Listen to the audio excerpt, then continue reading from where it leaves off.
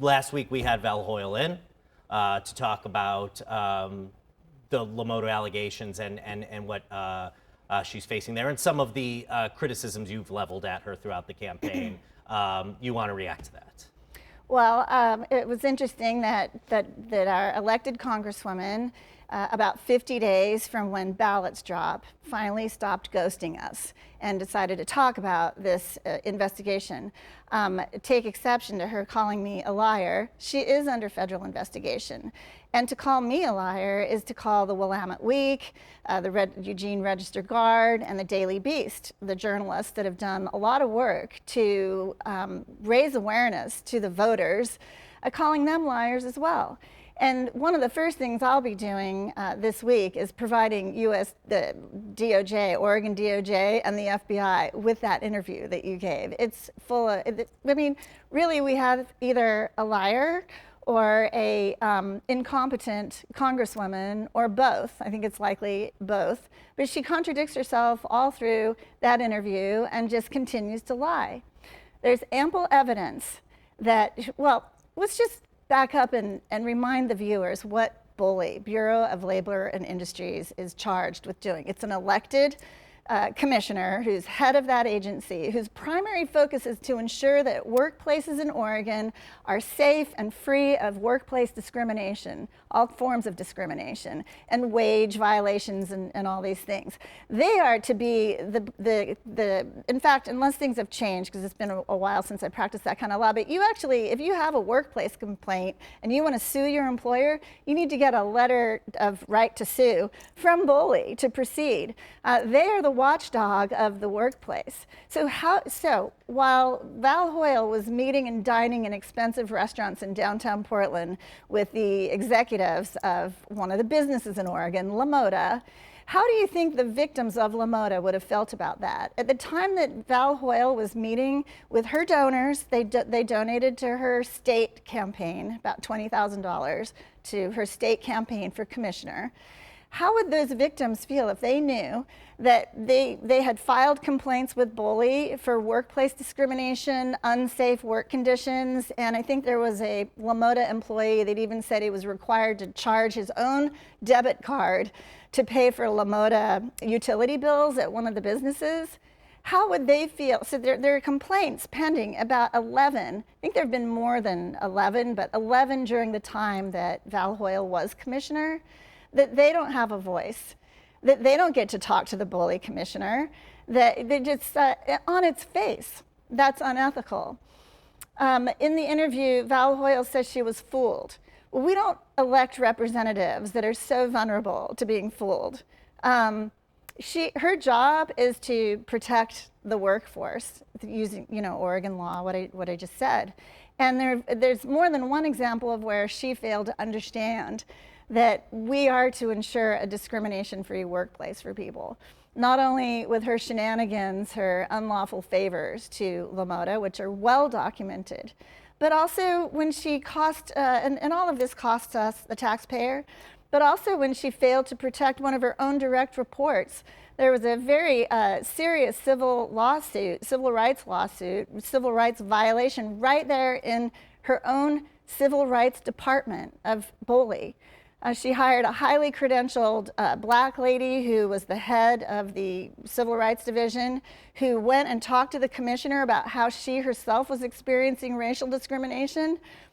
And the right thing didn't happen under Val Hoyle's leadership.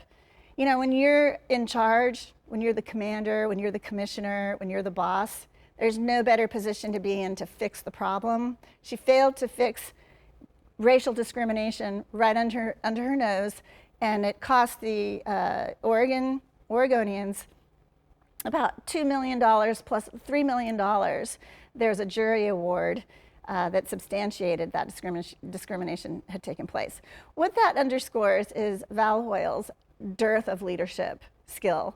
I don't know where she would have picked up any leadership skills because she's been an elected politician, but that's a very serious problem for Oregonians, to not have a representative who knows who recognizes discrimination and who will do something about it. So the fact that she was meeting with businesses while there were cases pending before BOLI is just reprehensible behavior. It's unlawful. And then Val Hoyle said she talks to all the businesses this way. And so I will suggest to the Department of Justice that they audit, that they take a look at all the grants that were awarded to businesses during Val Hoyle's tenure. Because if she was doing what she did with Mota with other business owners too, again, that's a classic pay-to-claim scheme that's very unethical, and she's doing favors for special interests. Now, if you had a business and you were applying for a grant through Bully, how would you feel to find out that your competitor, for a limited amount of money, was able to, the commissioner of Bully was texting, getting organized, asking for second chances for one of your competitors that was asking for a grant? This is what Val Hoyle was doing, and there's ample evidence of that. You said she's under investigation. She says she's not under investigation. The Department of Justice hasn't given an indication, excuse me, that she is under investigation. How do you know she's under investigation? Well, there are news reports that say that the journalists have said. I think it's interesting how sometimes people want to believe what the news says and sometimes they don't want to believe what the news says. But there's investigative journalism, the Daily Beast, the Register Guard, and the Willamette Week, who say they've confirmed with DOJ that she is under investigation. Now, I've conducted many complex investigations over my years as a JAG, and then, you know, it's kind of part of practicing law and representing people. And it's very typical that an investigator won't come and talk to the subject of an investigation right out of the gate. In fact, it was really interesting that Val would submit to the interview that she did because, you know, she's under investigation. So that was a risk that she took. So you don't think that she would know that she's under, or that she might not know that she's under investigation? Well, it's interesting in the interview. Did you notice how she said that she knows what the FBI is investigating with LaMotta, Cazares, and this is what they've asked for? But yet she tells the viewers, that she tells us, that she hasn't talked to anybody, but she sure seemed to know a lot about the case. How would that be? I mean, is she lending credence to what's in the news? Like all of us voters, we need to kind of rely on truthful reporting. But there are public records that have been referenced numerous times that suggest there was an improper relationship. And now we have her on record saying she has that kind of relationship with all kinds of businesses. And again, what about the victims of these businesses? LaMotta is the one we're talking about now. 11 people that worked. What about all the creditors? They have a remarkable number of creditors, people that are suing them for their wrongdoing, for taking money from them. There's a harassment case. There's a landlord whose luxury home was absolutely trashed.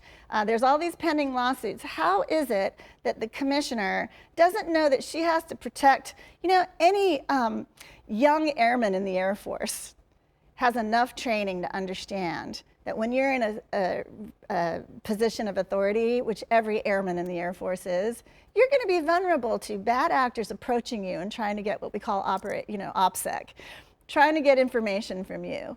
You know, your young airman in the military or soldier would know to be suspicious if somebody comes out of the crowd of all the businesses that I deal with, you know, of all the people I know, and they ask to have a nice dinner downtown to talk about a grant that they'd really love to have. This is not the kind of person we want representing the district. How is Val Hoyle going to handle the bad actors in Washington, D.C. that want to take advantage of Oregon?